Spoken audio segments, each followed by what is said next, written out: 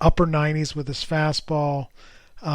But until he improves the control, it's Luis Gil all over again. I'm not even sure what's happened to Luis Gil. So it's, you got to be able to walk less than 3.5 to have a chance to have a big league career as a starter. Which is why I have his fantasy ceiling as a closer, because the stuff is nasty, and that upper 90s fastball will turn into 101. And as a high leverage reliever, same with Luis Gil. And you still need to have some level of control, but you're only going to face 3 to 5 batters, probably 2 to 5 batters. I think that rule is, they don't have that rule anymore. We have to face 3 guys. Actually, I don't know that. I think that's eliminated. But let's say it is. It's probably 2 to 5 batters, and better chance to not walk any of those guys than if you've got a chance to face 18 guys. 6-7 innings of a start. So it just, things mount up, and usually as the arm gets a little tired, you become even more wild. But I love the arm. I actually love the talent. There's a lot there, but it's probably a closer. Number 3 is one of my favorite pitchers in the minor leagues, and why he was so high on my top 100 list, and that is Taj Bradley. He's a right-handed pitcher.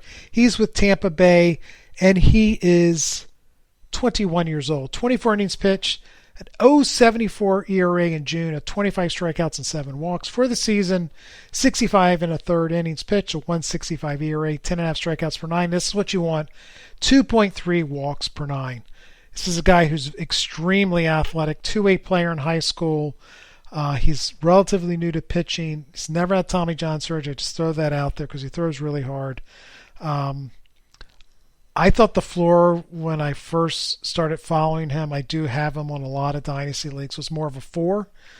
What do I have his ceiling at now? Top 30 starting pitcher. So he has quickly moved up to a number 2 starter in my book. He is getting better. He's getting better quickly. Do we see him this year? I don't think so. I think he's definitely a candidate to be promoted to the big leagues in 2023. This is a talented guy, and a guy who's coming on very, very quickly. Again, I stick with big believer in athletic pitchers who throw hard, and that's what we have with Bradley. So I'm kind of all in. Number 4 is a guy's first time making our list, and if you take a look at the kind of season he's had, it's kind of shocking that this is the first time making the list, and that is Gavin Stone, right-handed pitcher with the Los Angeles Dodgers. He's in Double-A. He is 23 years old. Last month, 27 innings pitched, a 2 ERA and a 39 strikeouts and 8 walks. And if you can believe that, that's not as good as he's doing the rest of the season. So that was a down month for Gavin Stone. 68 innings pitched, a 146 ERA, 12 strikeouts per 9, and 2.1 walks per 9. This is a guy that's been pretty remarkable. Swing and miss stuff with control, and I think it gives him at least a mid-rotation starter.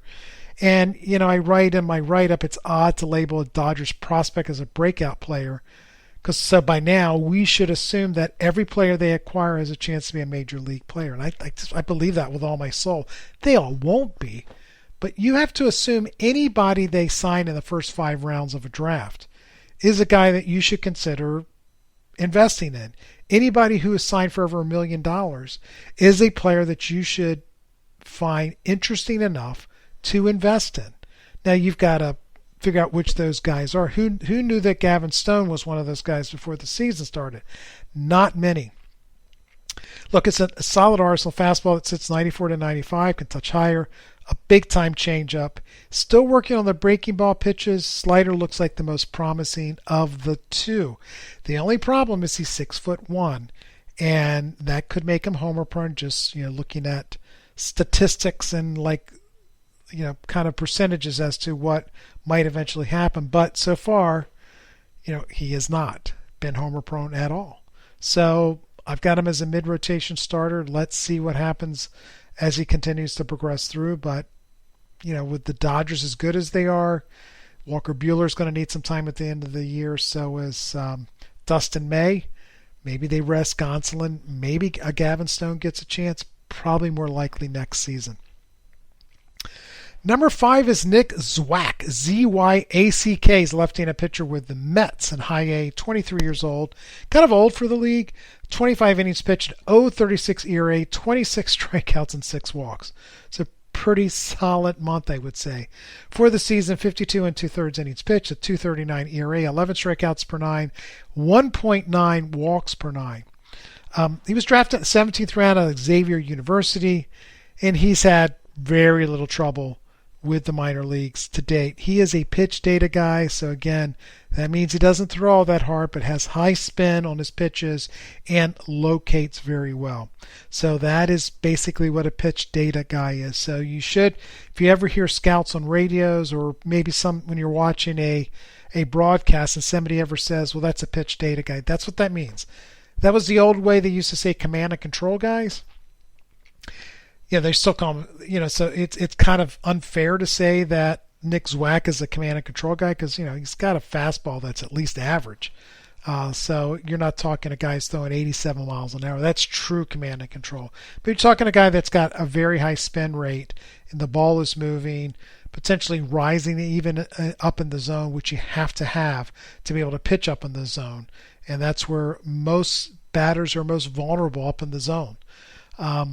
Particularly after Mike Trout came in the league, and everybody saw him eliminating the lower part of the plate, and that's when all the batters went to basically putting in launch angle and swinging out of their shoes and trying to yoke everything up, and pitchers went, particularly the Houston Astros, went to throwing in the upper part of the zone with a lot of spin, both adding gunk and just teaching how to spin the ball more. That's, in a nutshell, what's happened over the last 5 to 10 years.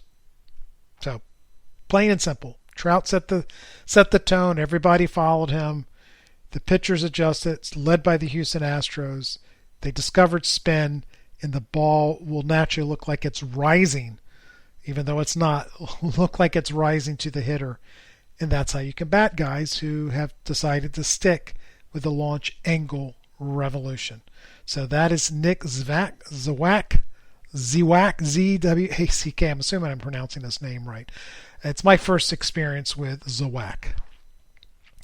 Number 6 is Ty Madden with the right-handed pitcher with the Detroit Tigers. He is in high A. He is 22 years old, 25 innings pitched, 0.72 ERA in the month of June, 22 strikeouts, 4 walks. For the season, 63 innings pitched, 2.98 ERA, 9 strikeouts per 9, and a 1.3 walk per 9. Shown a promising arsenal with better control that was thought when he was drafted. He was a supplemental first-round draft pick, 2021, out of the University of Texas. I think he had a really tough workload, as a lot of pitchers do in college ball. So the Tigers correctly held him out last season. So this is really his first game action. So we're finally starting to see some stat lines that we can react to. 15 starts. Again, he's got that 2.81 ERA, not walking anybody, and striking out a batter an inning. So he's a guy that we should start to keep our eye on, because there could be something here. And the Tigers have done a good job. I know, Casey Mize has Tommy John surgery. That's disappointing, but I think everybody knew when he was in college he was going to need Tommy John surgery. It's just a matter of time. Tarek Skubal's kind of fallen off, but he's been very, very good. And Manning has been hurt this year. But those are 3 guys that they brought to the major leagues and were very, very good talent, all 3 of those guys. So I trust the Tigers a little bit for developing guys. Last guy on the list, another pitcher, is Juan Mercedes with the Seattle Mariners. He's a right-handed pitcher. He is in high A. He's 22 years old, 26 innings pitched, 1.73 ERA, 31 strikeouts, and 1 walk. That's in the 1 month. He only walked 1 guy in 1 month. 67 innings pitched, 3.59 ERA, 10.6 strikeouts per 9, and 2 walks per 9. So this is a guy that was been used exclusively as a reliever up until this year. So he has moved to the rotation. He's pitched extremely well.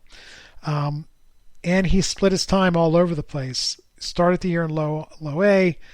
Must have been a need in AAA for somebody to pitch a couple of games. He went up and did that, and then has settled into high A. Fastball sits 94 to 95, above average changeup and slider, no plus pitches, but all 3 of those pitches are average to above average. It's not an overpowering arsenal, but I think it plays up because he pounds the strike zone. Again, one walk in 26 innings pitch is kind of ridiculous. And if you even say, well, that's a terribly small sample size and 67 and 2/3 innings, it's only 2 walks per 9, which is pretty darn good.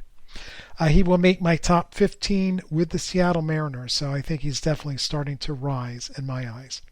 Let's take our final break, get back, I'll do a quick review of everything, and I'll get out of here.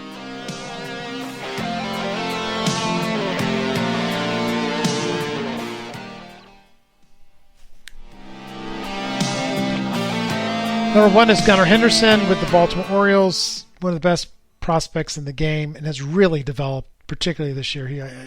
Arguably, he's really broken out this year. Talent was always here. First pick in the second round back in 2019, I believe.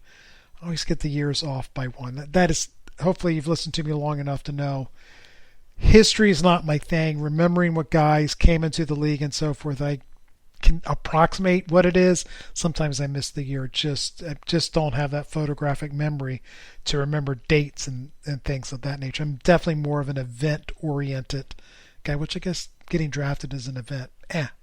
Anyway, I think he was 2019 when he was brought. It was the same year that Adley Rutschman was drafted, which I think was 19. Nolan Jones is number 2. Been a disappointment as a prospect to date, started the year on the IL because of ankle surgery. He's having a really nice month of June, so fingers crossed that this is the start of something good. We need to really see the power coming. There's going to be plenty of walks. There's going to be plenty of strikeouts. I think the best we can hope for is a 3 true outcome player. Eguy Rosario, Eguy Rosario, as in Ahmed Rosario. He's really coming on with the Padres. I know all the talk is about Esteury Ruiz, and it should be, but Rosario is quietly having a really nice season, is on track to be a 2020 guy. Most of his home runs hit in the month of June as the weather has warmed up. But if you told me it's a 15 home run, 20 stolen base guy this year, I wouldn't be surprised. It's a guy that probably should be owned in more leagues. Brett Baty, top 100 guy with the Mets, big time raw power. A little bit more athletic than you think, too. I saw him in the fall league last year, and I got him with pretty good speed going to first base. So it's not like he's going to be a base clogger at all. He's going to be able to move, and even though he doesn't steal bases, there's enough speed there. I think he's actually going to be helpful for the Mets. Now, can he find full-time playing time there? That's what we don't know. Jack Slaughter. He's had a great week. Great month. 10 home runs and 9 stolen bases and 94 at-bats. That's ridiculous. Slugging more than he's ever done any time in his career. So take all this with a grain of salt. He is with the Chicago Cubs. Corbin Carroll might be the number 1 prospect in the game. The only thing you have to worry about is a little on the small side. But look, he can hit, showing decent contact ability, good power, great speed. Lot to like. Colin Barber with the outfielder with the Houston Astros, proved contact and growing powers, giving the ceiling full-time regulars, kid that you need to keep an eye on now. Christian Encarnacion-Strand. That's, I'm not going to spell it out for you. It's Christians like in the religion. It's Encarnacion like in E5, and it's Strand as in D strand. So there you go. If he can keep those strikeouts in check and the strikeout rate's gotten better, he could develop to a full-time regular with 25 home run pop. Not a ton of stolen base, not void of stolen base of speed, but it's going to be more single digits, kind of 4 to 5 to 6 kind of thing. He is at third base currently. Elly De La Cruz has a chance to be a superstar. If he can hit enough, the 31% strikeout rate is disconcerting in high A, but the skills are off the chart. Or tools, not say skills, tools are off the chart. Number 10 is Logan Cerny, Cerny. He's also with the Astros. He's an outfielder. 70 grade runner. He strikes out too much. He needs to cut down on that strikeout rate because you can't be a speed guy and with all of those strikeout rates because you can't steal a base if you can't get on first base. Number 11 is Jose Salas. Even though he's got a 32% strikeout rate, I really like the swing. I think guy's got a lot of tools, big time speed. I think there's going to be power in his game. When I say intriguing prospect, plenty of raw power and speed early